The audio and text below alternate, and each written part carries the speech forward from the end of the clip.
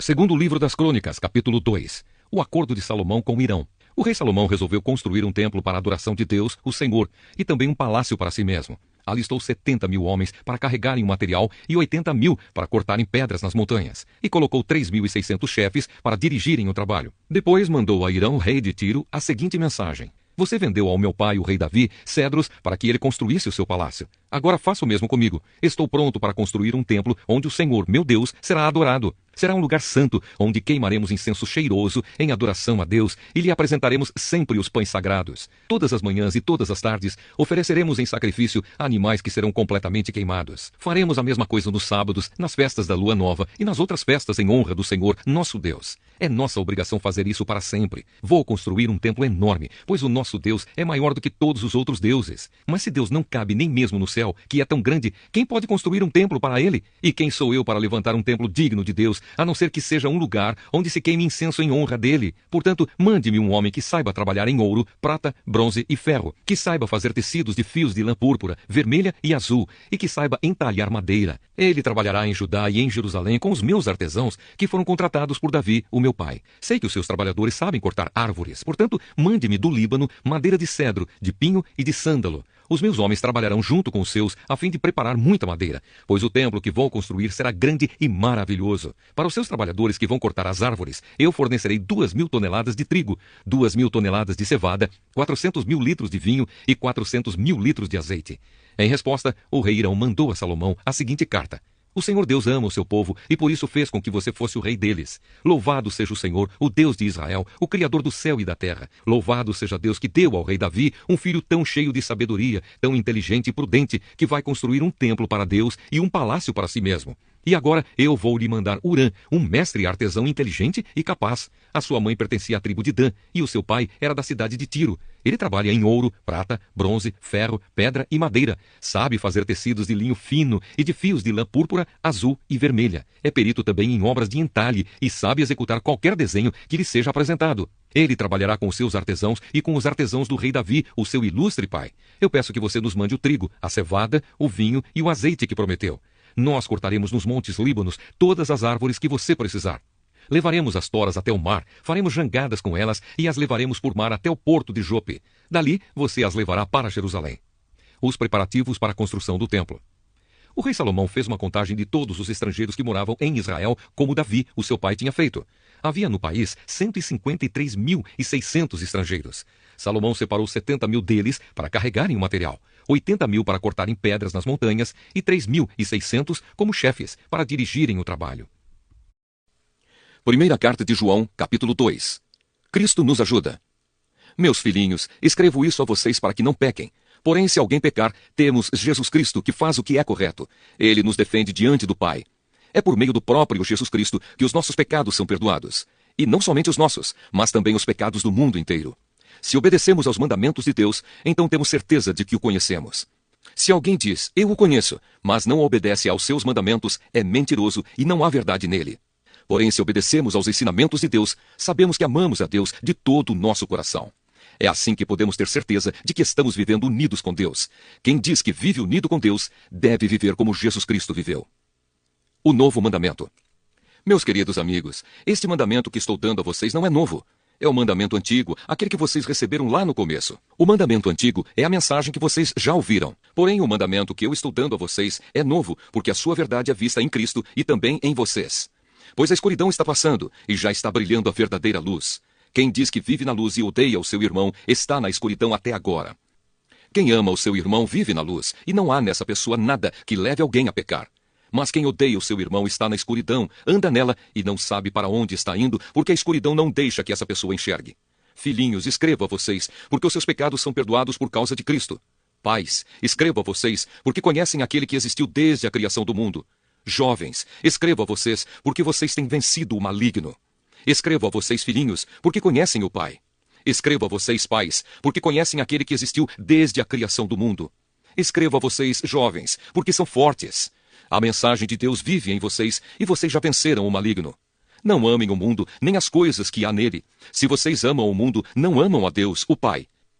Nada que é deste mundo vem do Pai. Os maus desejos da natureza humana, a vontade de ter o que agrada aos olhos e o orgulho pelas coisas da vida, tudo isso não vem do Pai, mas do mundo. E o mundo passa com tudo aquilo que as pessoas cobiçam. Porém, aquele que faz a vontade de Deus vive para sempre. O inimigo de Cristo. Meus filhinhos, o fim está perto. Vocês ouviram dizer que o inimigo de Cristo vem. Pois agora muitos inimigos de Cristo já têm aparecido, e por isso sabemos que o fim está chegando. De fato, essas pessoas nos deixaram porque não eram do nosso grupo. Se fossem do nosso grupo, teriam ficado conosco. Mas elas nos deixaram para que ficasse bem claro que nenhuma delas pertencia mesmo ao nosso grupo.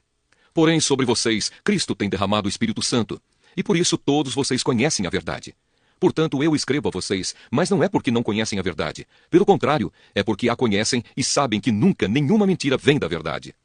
Então, quem é mentiroso? É aquele que diz que Jesus não é o Messias. Quem diz isso é o inimigo de Cristo. Ele rejeita tanto o Pai como o Filho, pois quem rejeita o Filho, rejeita também o Pai. E quem aceita o Filho, tem também o Pai. Por isso, guardem no coração a mensagem que ouviram desde o começo. Se aquilo que ouviram desde o começo ficar no coração de vocês, então viverão sempre unidos com o Filho e com o Pai. E o que o próprio Cristo prometeu dar a todos nós foi isto, a vida eterna. Eu estou escrevendo isso a vocês a respeito dos que estão tentando enganá-los. Mas sobre vocês, Cristo tem derramado o seu Espírito. Enquanto o seu Espírito estiver em vocês, não é preciso que ninguém os ensine, pois o Espírito ensina a respeito de tudo, e os seus ensinamentos não são falsos, mas verdadeiros. Portanto, obedeçam aos ensinamentos do Espírito e continuem unidos com Cristo. Filhos de Deus. Sim, meus filhinhos, continuem unidos com Cristo para que possamos estar cheios de coragem no dia em que Ele vier. Assim não precisaremos ficar com vergonha e nos esconder dele naquele dia. Já que vocês sabem que Cristo sempre fez o que é correto, devem saber também que quem faz o que é correto é filho de Deus. Naum, capítulo 1. Esta é a mensagem a respeito de Nínive que Deus, por meio de uma visão, deu a Naum, que era da cidade de Elcós. A ira de Deus contra Nínive. O Senhor é um Deus que não tolera outros deuses, um Deus irado que se vinga dos seus inimigos. O Senhor tira vingança dos seus inimigos e, na sua ira, os castiga.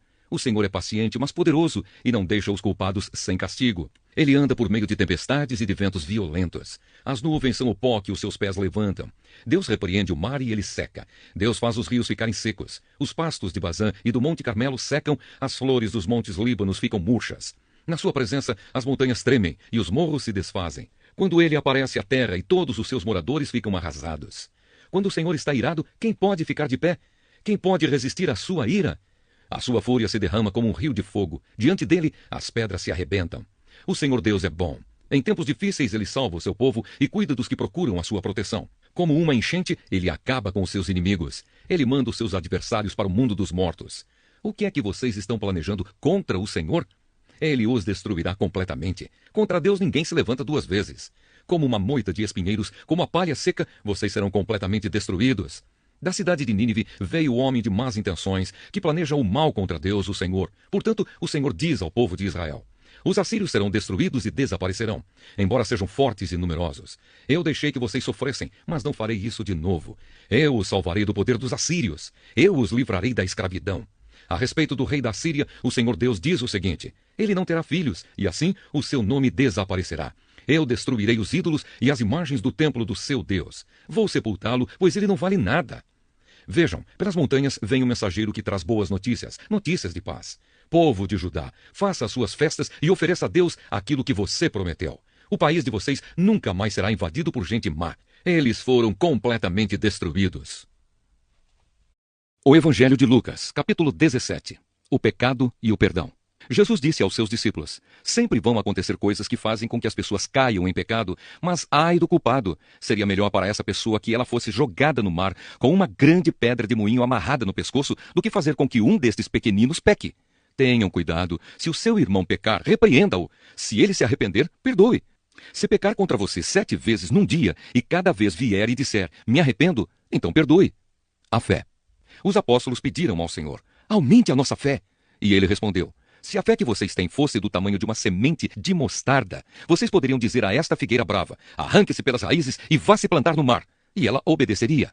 O dever do empregado. Jesus disse: façam de conta que um de vocês tem um empregado que trabalha na lavoura ou cuida das ovelhas. Quando ele volta do campo, será que você vai dizer: venha depressa e sente-se à mesa? Claro que não. Pelo contrário, você dirá: prepare o jantar para mim, ponha o avental e me sirva, enquanto eu como e bebo. Depois você pode comer e beber. Por acaso o empregado merece agradecimento porque obedeceu às suas ordens? Assim deve ser com vocês. Depois de fazerem tudo o que foi mandado, digam: somos empregados que não valem nada, porque fizemos somente o nosso dever. Jesus cura 10 leprosos. Jesus continuava viajando para Jerusalém e passou entre as regiões da Samaria e da Galileia. Quando estava entrando num povoado, 10 leprosos foram se encontrar com ele. Eles pararam de longe e gritaram: Jesus, mestre, tenha pena de nós! Jesus os viu e disse: vão e peçam aos sacerdotes que examinem vocês. Quando iam pelo caminho, eles foram curados. E quando um deles, que era samaritano, viu que estava curado, voltou louvando a Deus em voz alta, ajoelhou-se aos pés de Jesus e lhe agradeceu. Jesus disse: os homens que foram curados eram 10. Onde estão os outros 9? Por que somente este estrangeiro voltou para louvar a Deus? E Jesus disse a ele: levante-se e vá. Você está curado porque teve fé. A vinda do reino. Alguns fariseus perguntaram a Jesus quando ia chegar o reino de Deus. Ele respondeu: quando o reino de Deus chegar, não será uma coisa que se possa ver. Ninguém vai dizer: vejam, está aqui ou está ali, porque o reino de Deus está dentro de vocês. Então ele disse aos discípulos: chegará o tempo em que vocês vão querer ver um dos dias em que o Filho do Homem já tiver chegado, mas não verão. Alguns vão dizer a vocês: olhem aqui ou olhem ali, porém não saiam para procurá-lo. Porque assim como o relâmpago brilha de uma ponta do céu até a outra, assim será no dia em que o Filho do Homem vier. Mas primeiro ele precisa sofrer e ser rejeitado pelo povo de hoje. Como foi no tempo de Noé, assim também será nos dias de antes da vinda do Filho do Homem. Todos comiam e bebiam, e os homens e as mulheres casavam, até o dia em que Noé entrou na barca. Depois veio o dilúvio e matou todos. A mesma coisa aconteceu no tempo de Ló. Todos comiam e bebiam, compravam e vendiam, plantavam e construíam. No dia em que Ló saiu de Sodoma, choveu do céu fogo e enxofre e matou todos. Assim será o dia em que o Filho do Homem aparecer. Aí quem estiver em cima da sua casa, no terraço, desça e fuja logo, e não perca tempo entrando na casa para pegar as suas coisas. E quem estiver no campo, não volte para casa. Lembrem da mulher de Ló. A pessoa que procura os seus próprios interesses nunca terá a vida verdadeira, mas quem esquece a si mesmo terá a vida verdadeira. Naquela noite, 2 pessoas estarão dormindo numa mesma cama. Eu afirmo a vocês que uma será levada e a outra deixada. 2 mulheres estarão moendo trigo juntas, uma será levada e a outra deixada. Naquele dia, 2 homens estarão trabalhando na fazenda. Um será levado e o outro deixado. Então os discípulos perguntaram: Senhor, onde vai ser isso? Ele respondeu: onde estiver o corpo de um morto, aí se ajuntarão os urubus.